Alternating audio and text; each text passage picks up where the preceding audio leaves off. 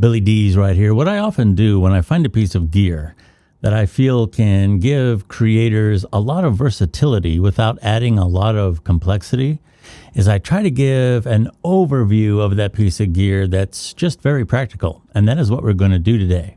What we are going to talk about today is going to be of interest to you, especially if you are a USB microphone user. Now, frankly, me personally, USB microphones are not my go-to choice for real high-end professional projects. For example, if I am going to do a voiceover for a radio spot, I'm probably going to use something like the Shure SM7B. But here's the thing, even for full-time content creators, that isn't always practical, it's not always accessible, and especially if you're doing mobile work, it's really nice to be able to have a system that's simple and lightweight. And for most creators, quite frankly, I would say, they want to augment their audio for their videos that they may be shooting with a mobile device or possibly something they're doing on their computer, and they don't necessarily want audio technology to overtake their time when they would rather be putting that effort into creating content. Plug-and-play devices like USB microphones are a great solution for that type of thing, but they do come with some limitations. For one thing, if you want to combine USB microphones, there's some software out there for that, there's some apps for that, but it can be a little tricky.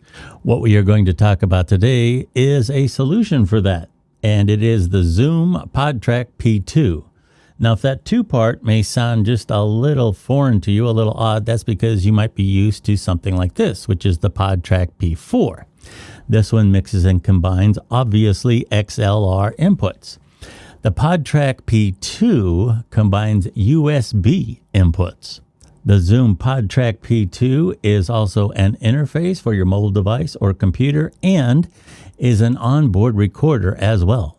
The Zoom PodTrak P2 has 2 level controls for each microphone input on the front.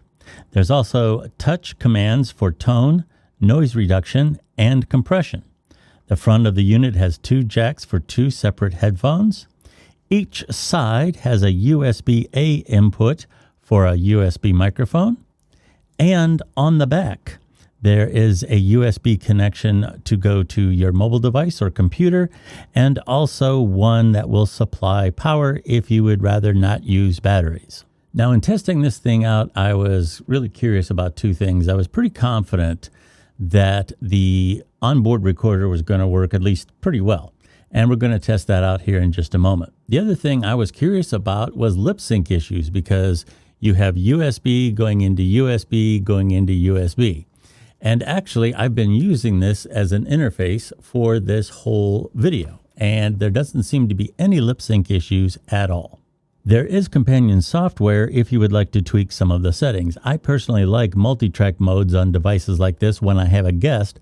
That way I can EQ each microphone separately for the final mix.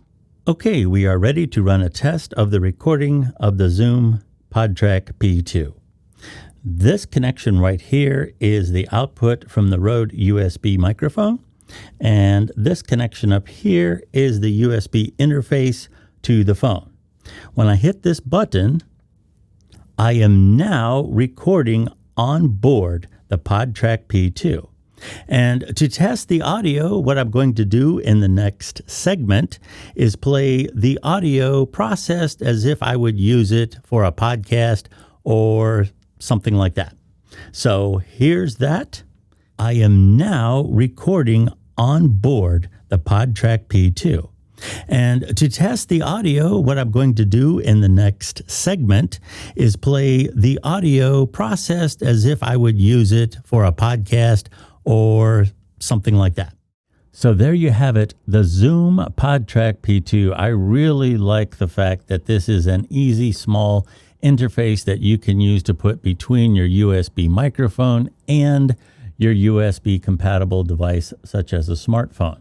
I also like the fact that it has onboard recording. I like to have separate audio files that I can mix or tweak whatever I would like to do for an audio-only podcast. And I bet there's a lot of people out there that just like the fact that your audio is backed up. If something goes wrong on your video, the levels are set too high, something like that, you have a backup on your interface. How cool is that? Hey, I'm Billy Dees. Please like and subscribe, and you have a fantastic day.